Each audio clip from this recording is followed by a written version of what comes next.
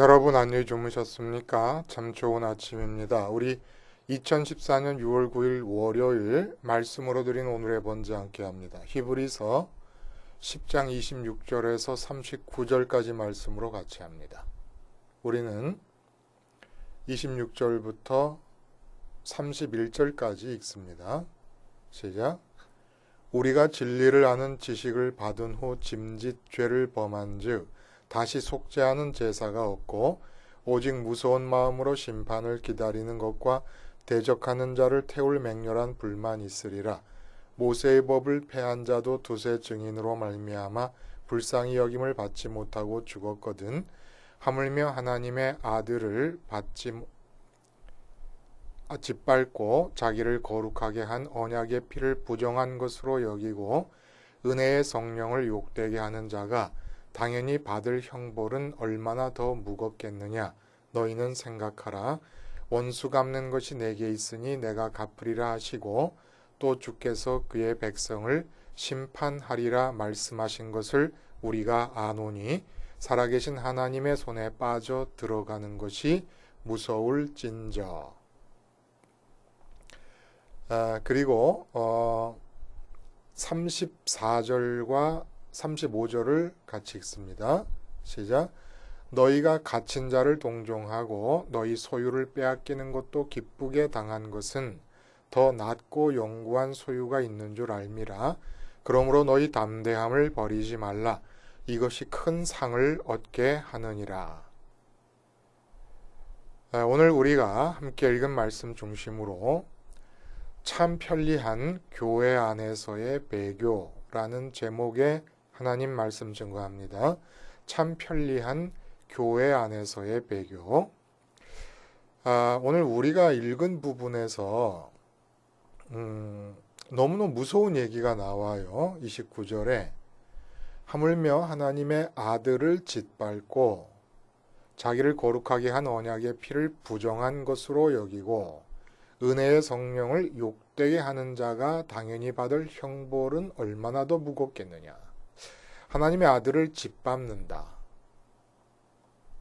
이거 지금 히브리서 저자가 계속해서 유대인이었다가 기독교인이 된 형제들에 대한 그 배교의 위험성을 경고하는 고삐를 늦추지 않고 있습니다.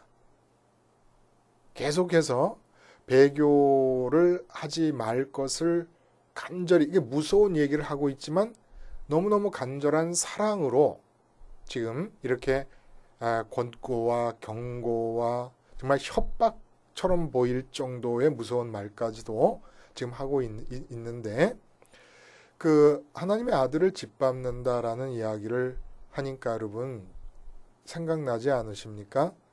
사실은 이 유대인으로서 그리스도교인이 된 사람 중에서 설령 배교를 한 사람이라도 자기가 예수님을 짓밟는다는 생각을 한 사람이 누가 있겠습니까?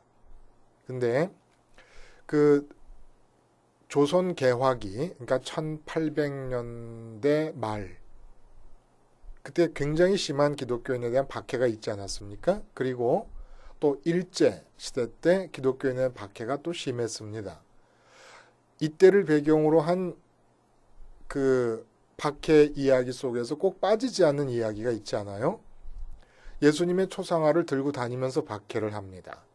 그게 교회 앞에 와가지고 교회 이제 다 모임이 끝나서 나오게 될 때 교회 출입구에다가 예수님 초상화를 땅바닥에다 딱 깔아놓고는 누구든지 이 예수님의 초상화를 발로 딛고 내가 이젠 앞으로 예수를 믿지 않겠다고 선언을 하면, 공개적으로 선언을 하면 살려주려니와 그렇지 않으면 다 죽이겠다. 총칼을 들고 서 있는 겁니다. 그게 얼마나 무섭겠습니까? 그러니까 너무 무서우니까 뭐 일말의 주저도 없이 쉽게 그 예수님의 초상화라고 그려놓은 그 그림 위를 발을 밟고 나오는 사람이 있고 고민하는 사람들이 또 있죠. 근데 고민하다가 결국은 무서워서 못 견뎌가지고 발로 짓밟고 나오게 되는 사람도 있습니다. 이럴 때 우리가 합리화할 수 있지 않습니까? 이건 예수님 자신이 아니다.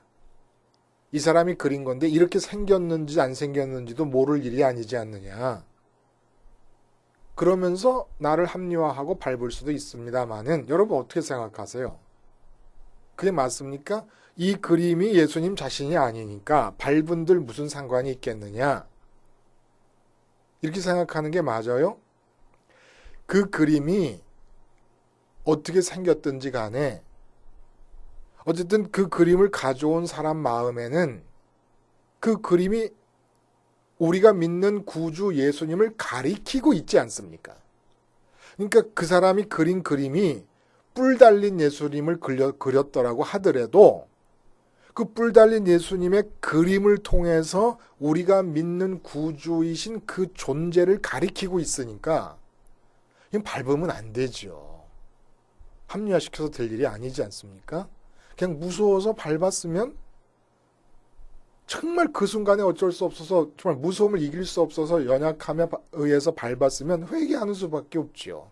합리화는 안 됩니다. 신앙에서 합리화란 용납될 수가 없는 거지요. 자, 근데 오늘 본문에서 결국 이렇게 배교를 염려하면서 또 이제 우리가 정말 불편할 수밖에 없는 말씀을 또 기록을 합니다. 6장에서도 그런 말씀이 있었잖아요. 한번 비침을 받고, 예? 그리고 하늘의 은사를 맛보고 성령에 참여한 바 되고 하나님의 말씀과 내세의 맛을 본 자로서 떨어져 나온 자, 속죄의 가능성이 없다. 얘기를 했어요. 또 오늘 그런 말씀을 또 하는 겁니다. 진리를 아는 지식을 받은 후에 짐짓이라는 건 일부러라는 거예요. 의도적으로 죄를 범한 즉 다시 속죄하는 제사가 없다. 오직 무서운 심판만 기다리고 있다. 맹렬하게 태울 불만 기다리고 있다.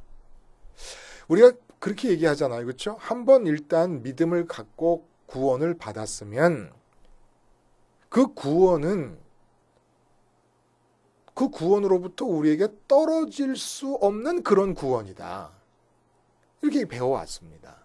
근데 자꾸 히브리서 저자가 지금 이렇게 얘기를 한단 말입니다. 성령에 참여한 바 되고 하늘의 은사를 맛본 뒤에 떨어져 나온다.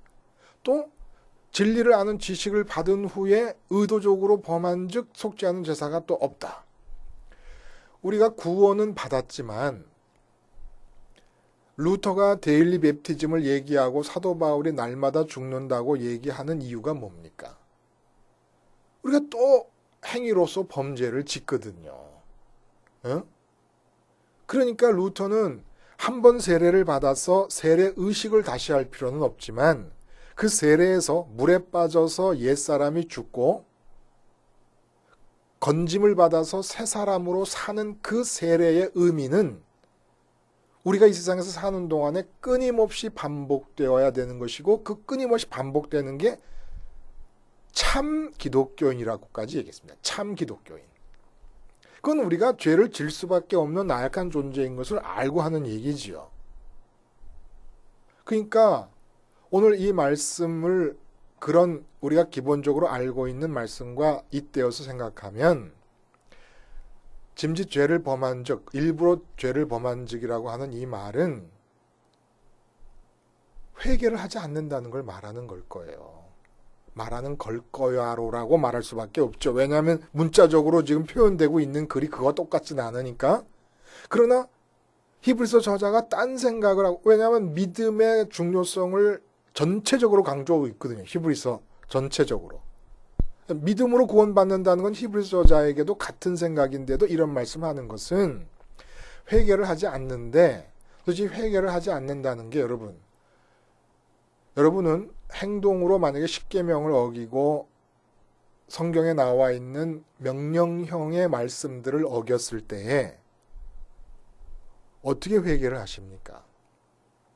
여러분이 범한 행위를 회개하십니까?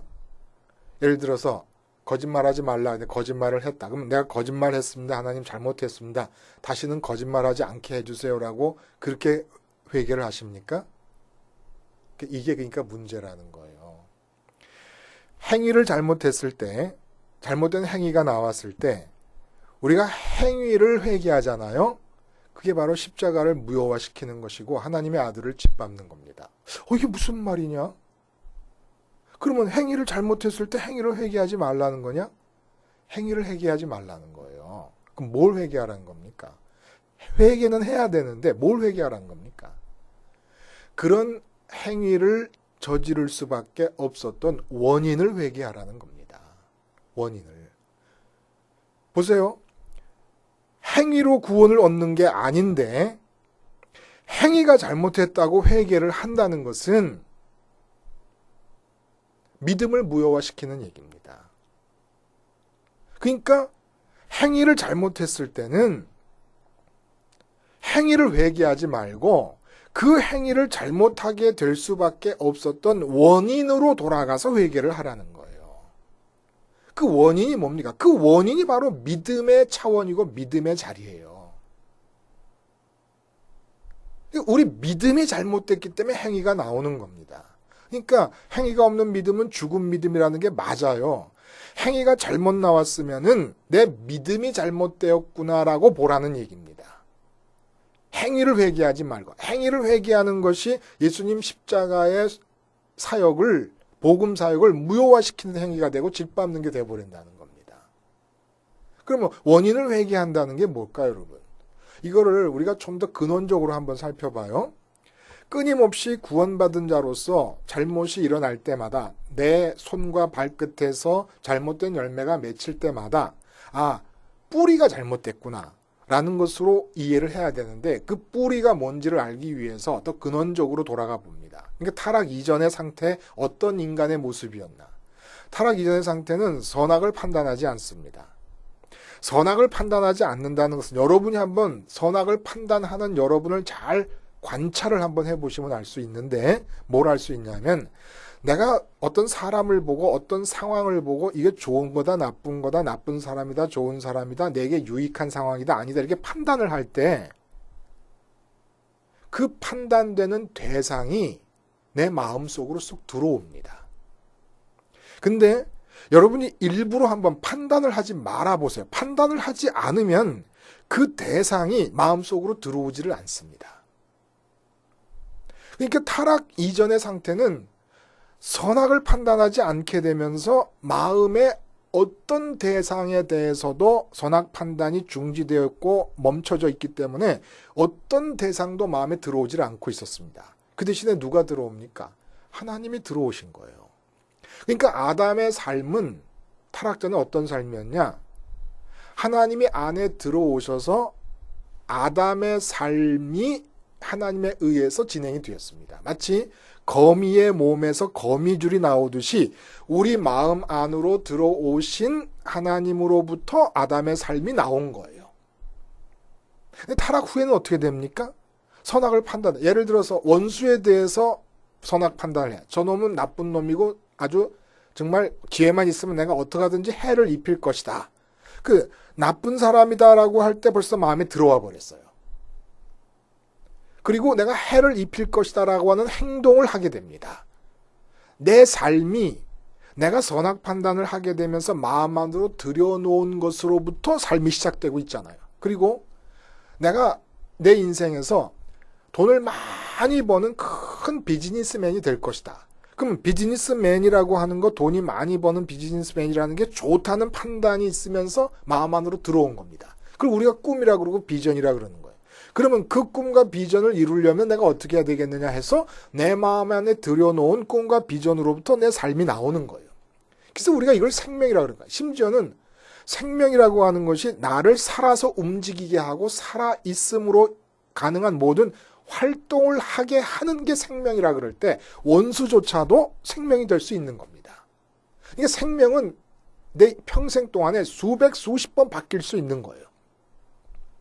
원수조차도 원수를 갚게끔 내가 생각하게 하고 활동하게 한다 그러면 나를 살아 움직이게 하는 거 아닙니까?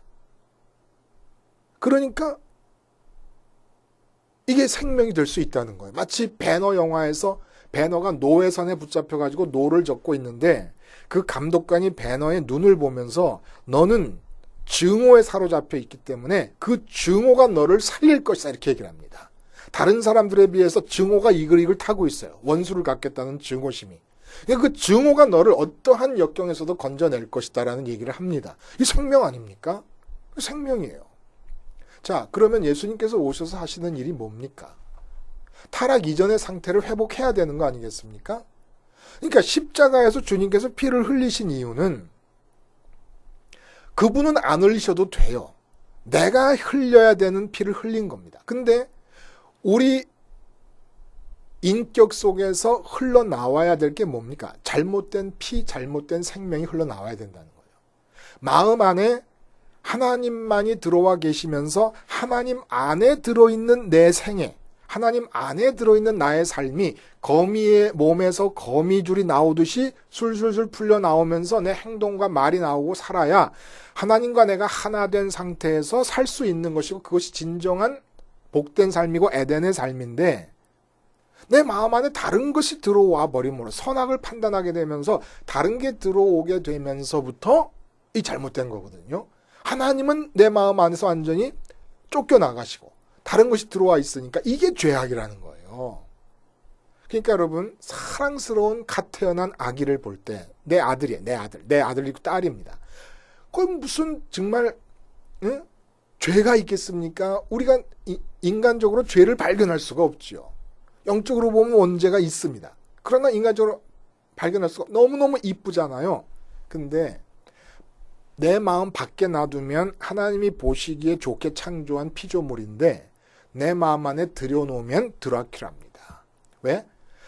오직 내 마음 안에 하나님만이 생명이 되셔서 들어오셔야 되는데 하나님이 계셔야 될 자리를 그 이쁜 아기가 갉아먹고 있으니까 탈취하고 뺏고 있으니까 그 드라큘라예요. 내 생명이고 피가 고 생명이라 그랬잖아요. 생명을 빼서 흡혈하고 있고 내 피를 흡혈하고 있는 인격의 피를 흡혈하고 있는 겁니다.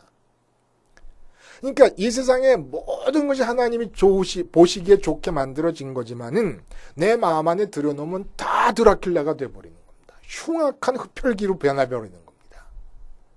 그래서 십자가가 유효한 사건이 되려면 효과가 있는 사건이 되려면 우리가 뭘 반성해야 되는 겁니까?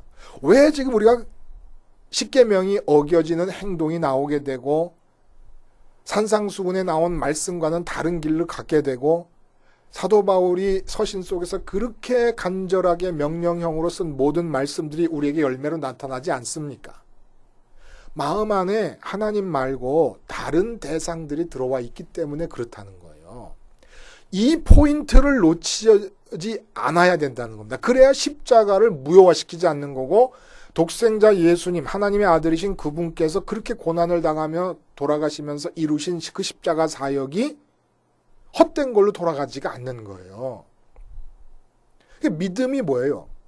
그 십자가 사역의 의미를 알고 받아들여요. 행위 하나도 하지 않습니다. 행위로 구원받는 게 아니기 때문에 손끝 하나 움직이지 않는 상태에서 십자가에서 달려 돌아가신 주님의 그 흘리신 피와 찢기신 살의 의미를 분명히 알고 믿는 거, 이게 바로 믿음이에요. 맹목적으로 무슨 십자가가 주술인 것처럼 내 죄를 속회함 받았다 하고 그 다음에 끝나버렸어요. 에? 끝나버린 다음에 어떤 일이 일어나냐면 그대로 마음 안에 하나님 말고 하나님이 보시기에 좋게 지은 것들을 마음 바깥에 놔둬서 보시기에 좋은 것들로 남겨두지를 못하고 내 마음 안으로 끌어들여 버렸습니다. 예수님을 믿는다고 하는데 마음 안에 이 세상에서 피조된 다른 것들을 집어넣어버린 거예요. 그러니까 십자가가 무효화돼 버린 거죠. 십자가에서 그동안 지었던 죄를 용서받은 건 분명한데 용서받은 자로서 다시금 그 전에 지었던 죄가 생길 수밖에 없는 현실로 돌아가는데 의도적으로 죄를 짓는다. 의도적으로 죄를 짓는 게 뭐야? 마음 놓고 돈 잘 벌게 해달라고 그러고 마음 놓고 내 자식 잘 되게 해달라고 그러고 마음 놓고 건강 기도하는 겁니다. 내가 하나님 찾기 전에 하나님을 모셔드렸는데 그 하나님께서 누구에게 교회가 모였을 때 너 건강을 위해서 기도를 함께 해달라고 요청을 해라 라고 말해서 하는 게 아니라 아예 건강이 내게 첫 번째 사랑의 대상이 된 상태를 말하는 겁니다. 건강을 위해서 기도할 수 있지요. 예를 들어서 내가 사도 바울 같은 입장이 돼가지고 병 걸린 사람을 위해서 안수하고 낫게 하라는 하나님의 명령이 있으면 따라가면 되는 겁니다. 근데 내가 병 낫게 안수하기도 하려고 하는 것도 사람들한테 인기를 얻으려고 한다든지 목회를 부흥시켜 보려고 한다든지, 그러면 마음속에 지금 하나님이 들어있는 게 아니라 목회 부흥에 대한 꿈이 있고 목회 부흥의 꿈에서부터 행동이 나오는 거 아닙니까? 안수해서 병 낫게 하겠다고 하는. 그러면 이게 바로 배교라는 겁니다. 왜? 주님의 십자가의 의미를 무산시켜버리고 무효화시켜버리는 것이니까. 여러분, 출애굽기 때란다. 그 출애굽 때 이 히브리인들의 집에 문설주에 양피를 바르잖아요. 그러니까 죽음의 사자가 그 문으로 들어오지를 못합니다. 그거 날마다 우리가 해야 되는 일이에요. 우리 마음은 비어있는 공간입니다. 그래서 입구가 있어요, 입구가. 그 입구에 주님의 흘리신 피를 발라야 돼요. 그 피를 발라서 어느 것도 내가 선악을 판단하려고 하는 순간에 내 마음속에 들어오지 못하게끔 해야 되는 거예요. 내 마음 안에 들어와 버리면 거기서부터 나오는 모든 행동은 결과적으로는 하나님 뜻에 어긋나게 되는 거예요. 십계명을 어기지 않는 행동이라도, 살인하거나 간음하거나 도둑질하거나 거짓말하거나 이웃의 것을 탐한 것이 아니라도 하나님의 뜻대로 내 삶을 향해서 갖고 계신 하나님의 특별한 그 뜻대로 움직이는 게 아니지 않습니까? 그러면 하나님 뜻에서 벗어난 거예요, 다. 심지어는 이웃을 위해서 먹을 걸 줘도 하나님 뜻대로 하세요. 하나님 뜻대로. 이웃을 위해 먹을 것 주는 그것이 이웃을 망칠 수도 있어요. 그러니까 하나님 뜻대로만 하라는 겁니다. 먼저는 하나님이에요. 이웃사랑이라는 것은 하나님 사랑이 완벽할 때 가능한 부차적인 계명이에요. 부차적이라고 해서 덜 중요하다는 얘기가 아니라 하나님 사랑이 완벽할 때 나타나는 열매라는 얘기입니다. 그러면 이 열매가 나타나지 않으면 하나님 사랑이 잘못된 것으로 알라 이 말이지요. 그러니까 모든 명령형의 말씀들은 거울입니다. 그럴 때 우리가 명령형의 말씀들을 어겼다고 회개를 하면, 그건 어떤 회개냐 하면, 자, 내가 도둑질을 했습니다. 그러면 이제 도둑질을 안 하겠습니다. 내가 도둑질을 안 할 수 있어요? 내가 거짓말을 안 할 수 있고 내가 간음을 안 할 수 있어요? 내 힘으로? 주님께서 마음으로 음욕을 품어도 간음을 한 거라 그래 내 힘으로 안 할 수 있습니까? 근데 내가 행위를 회개하는 것은 마치 내가 할 수 있는 것처럼 얘기를 하는 거예요. 할 수 있는 것처럼 생각하는 겁니다. 이게 교만 아닙니까? 하나님, 내가 또 하나님 원하시지 않는 행동을 했습니다. 그것은 주님의 십자가를 잊어버림으로써, 그리고 선악 판단을 해야 되는 내가 죽어야 된다는 사실을 잊어버림으로써 또 선악 판단을 해서 마음에 이 세상 것이 마음으로 들어와 버렸습니다. 하나님이 들어와 계실 장소에 다른 것이 들어와 있습니다.